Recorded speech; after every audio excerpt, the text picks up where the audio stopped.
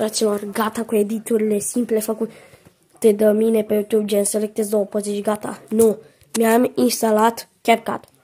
Deci, o să avem edituri, wow, și da, sunt făcute de mine, nu e ecran verde, nimic, făcute de mine, că o să vedeți și mașinile din clipurile trecute cu edituri, mă rog.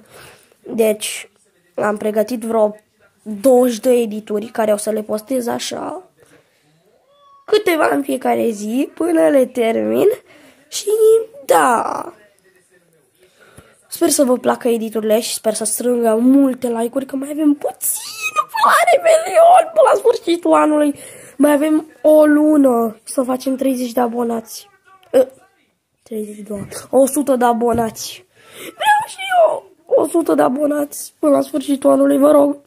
Și sper că strângem cu editurile astea, că m-am străduit destul de mult să le fac, din până am selectat poze, până am mai dat eu nu știu ce efecte, etc.